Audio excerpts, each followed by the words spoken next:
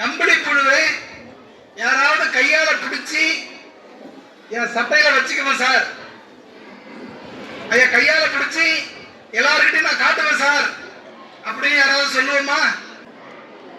பிடிச்சிருக்கிறவன பார்த்தாலே நம்ம தூக்கி போட்டுறான் விடைந்துருவான், அவன் கிட்டே நிக்க மாட்டான்.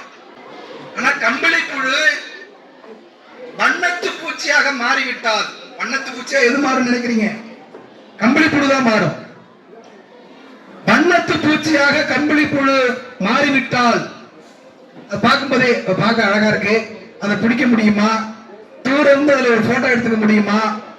நாம அது பக்கத்துல நின்று பறக்காதப்போ நாமளும் நின்று வண்ணத்து பூச்சி இருந்து ஒரு போட்டோ பிடிச்சிக்க முடியுமா? நினைப்போமா நினைக்க மாட்டோமா? நினைப்போம். முடிஞ்சா கையால போய் பிடிச்சு பார்க்கலாமா என்றெல்லாம் நினைப்போம். ஒரு பருவம் கம்பளி பூச்சியா இருக்கும் பொழுது அதை தொடர்றதுக்கு நாம யோசிக்கிறோம். ஆனால் அந்த பருவம் மாறி வண்ணத்து பூச்சியாக வந்துவிட்டால் எல்லா மனிதர்களும் அதனை விரும்புவார்கள். இப்ப உங்களுக்கு பயாலஜி டீச்சர் இருக்கிறாங்க. கம்பளி புழு ஒரு குடுவையில இருக்கும், அதுக்குன்னு ஒரு குடுவை இயற்கையாகவே அதனுடைய பிறப்பு அடிப்படையில சயின்ஸ் அடிப்படையில கம்பளி புழு அதுக்குன்னு ஒரு கூடு. அந்த கூடு பயாலஜி சாரு இப்படி வச்சுக்கிட்டு இந்த பருப்பா இதுதான் கூடு, இது உள்ளதான் கம்பளி புழு இருக்கு, அந்த பருவத்தை தாண்டுது. இப்போ அந்த கூட்டை உடைச்சுக்கிட்டு கம்பளி புழு வெளியே வரும். அந்த கூட்டை உடைக்கும் பொழுது அது சிரமப்படும், உடம்புல சிராய்ப்பு ஏற்படும், நீங்க யாரும் உதவக்கூடாது என்று மாணவர்களை சுத்தி நிக்க வச்சுக்கிட்டு பயாலஜி டீச்சர் பாடம் நடத்துறாங்க. யாரும் உதவாதீங்க. உடைச்சுக்கிட்டு வெளியே வந்த பிறகு அது என்னவா மாறும்? வண்ணத்து பூச்சியா மாறும். இது சயின்ஸ் சொல்லி உயிரியல் ஆசிரியர் பாடம் நடத்துறாரு. சுத்திலே மாணவர் நிக்கிறான், மாணவிகள் நிக்கிறாங்க.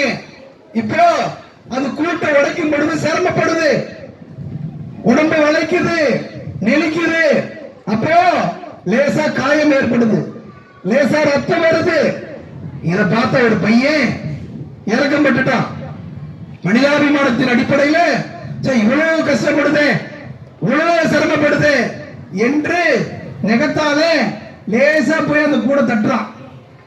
தட்டுனா இப்போ அந்த கூடு வெளியில வர்றதுக்கான வழி எளிமையாயிட்டு முன்பை விட சிரமப்படாம கம்பளி புழு வெளியே வந்தது.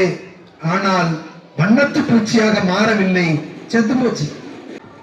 ஆசிரியர் வந்ததும் சார் நல்லாதான் சார் இருந்தது, இவன் தான் சார் நெகத்தால லேசா தட்டுனா அதனால அது செத்து போச்சு சார் அப்படின்னு சொன்னான். உயிரியல் ஆசிரியரே அவன்கிட்ட கூப்பிட்டு சொன்னாரு, இதுதான் மாணவர்கள் வாழ்க்கையில தெரிந்து கொள்ள வேண்டிய ஒரு செய்தி.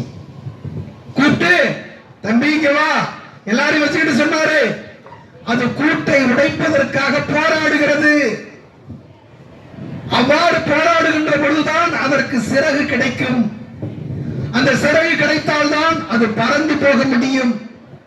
அது பறந்து போனால்தான் வாழ முடியும். அந்த வாழ்க்கை தான் பிறரால் ஈர்க்கப்படுகிறது, பிறரால் பார்க்கப்படுகிறது, பிறரால் போற்றப்படுகிறது. அந்த வண்ணத்து பூச்சியை தான் விரும்புவார்கள். எனவே பிறர் உங்களை போற்ற வேண்டும், பிறர் உங்களை வாழ்த்த வேண்டும், உங்களோடு போட்டோ பிடித்துக் கொள்ள வேண்டும், நீங்கள் பறந்து செல்ல வேண்டும் என்றால் போராடி ஆகவே வேண்டும். ஆசிரியர் சொல்லக்கூடிய பாடம்.